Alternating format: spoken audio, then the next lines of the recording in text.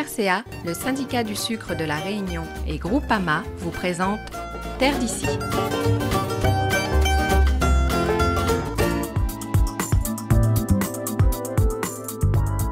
C'est un ouvrage indispensable aux planteurs. Comment améliorer les pratiques de désherbage en limitant les nuisances à la santé humaine et à l'environnement, tout en maintenant les performances du système de culture. Les réponses sont apportées par ce guide des bonnes pratiques de désherbage de la canne à sucre, un livret très utile, coécrit et réalisé par les différents acteurs et partenaires du monde agricole. La Chambre d'agriculture a coordonné la rédaction de l'ouvrage. Principaux partenaires, donc Ercan, qui est un centre de recherche de la canne à sucre, le CIRAD, la direction de l'agriculture et de la forêt, donc ont contribué à la réalisation de cet ouvrage. Mieux connaître les risques des produits phytosanitaires pour la santé ou encore comment bien maîtriser les mauvaises herbes, ce guide s'adresse avant tout aux professionnels du secteur cannier. Il est très pédagogique, il a énormément d'illustrations. Donc on parle beaucoup d'environnement de façon à sensibiliser les agriculteurs à l'utilisation des pesticides sur la canne à sucre et notamment des herbicides. On donne des solutions alternatives aux herbicides, sachant que les herbicides c'est vraiment l'ultime recours quand on ne peut pas faire autrement. Donc il y a plein de conseils pratiques. Notre intention c'est de le remettre à tout producteur de canne à sucre, mais également aux distributeurs qui vendent des produits phytosanitaires, aux enseignants, aux jeunes étudiants. Ce nouveau guide technique présente également les perspectives de nouvelles pratiques de désherbage économes en herbicides. Sur son exploitation de Saint-Pierre, Gilbert Bafinal utilise ainsi avant chaque campagne une technique qui a fait ses preuves, l'épaillage de la canne. J'ai l'habitude de commencer début mars à peu près et après juste avant la fin de la campagne, les dernières parcelles. L'intérêt c'est on fait comme on dit une pierre deux coups. Oui, voilà. C'est une pierre à trois coups. C'est lutter contre l'érosion aussi. La paille, ça fait lutter contre l'érosion. Ça permet de garder l'humidité, ça limite l'enherbement. Et c'est écologique, ça permet de réduire le phytosanitaire. Voilà. Il faut aussi, quand on remet ce livre, il faudra aussi le faire remettre par un technicien, de sorte qu'il y ait un accompagnement aussi dans la lecture de ce petit livre.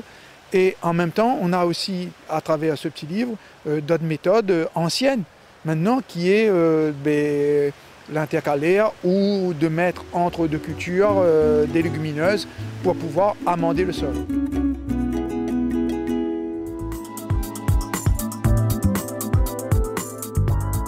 Réduire l'utilisation des herbicides en canne à sucre est un objectif majeur pour les prochaines années.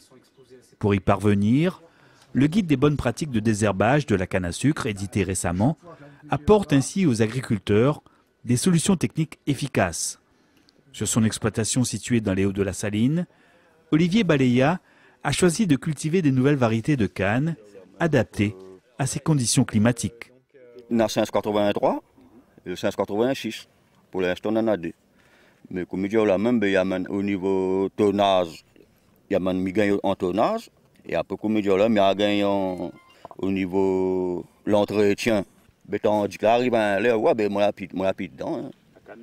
La canne, il couvre tout, là. Les mauvaises herbes, bien pas. Même si il arrête un pied dedans, il n'est pas pour sortir là-dessus.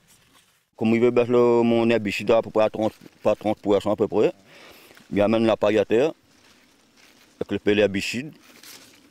En plus que la nouvelle variété, ils ont un rôle aussi, ils montent tellement vite. Mais ça fait que là, mais... Donc les mauvaises herbes n'ont pas le temps de pousser. Oui, il n'a pas le temps de pousser. Le choix de variétés de canne performantes et des pratiques culturales plus respectueuses de l'environnement ont permis à Olivier Baleya de réduire de manière significative l'usage d'herbicides dans ses champs. Mise bout à bout, sur toute l'exploitation, M. Baleya a réussi à diminuer quand même de 75% environ tous ses IFT, les indices de fréquence de traitement. Globalement, par rapport à une référence qu'il avait en 2011, où il était à un indice de fréquence de traitement de 4,5, il a baissé à environ de 2,5. Donc tous ces indicateurs de fréquence de traitement. Ce qui est énorme. Ce qui est énorme, voilà. Pour contrôler l'enherbement, d'autres techniques sont actuellement développées par les chercheurs d'Ercan, comme ici par exemple l'utilisation de plantes légumineuses dans les interrants. On utilise de plus en plus ce qu'on appelle des plantes de service. C'est des plantes qui vont fournir un service écosystémique à la canne à sucre ou au territoire. Nous, ce qu'on recherche comme service numéro 1, c'est la maîtrise de l'enherbement. Donc concurrencer la présence des mauvaises herbes. On a un vrai objectif de détruire ces mauvaises herbes et notamment l'utilisation des plantes de service nous permettrait un petit peu de nous mettre sur cette voie-là de réduction des mauvaises herbes et donc derrière d'utilisation des herbicides.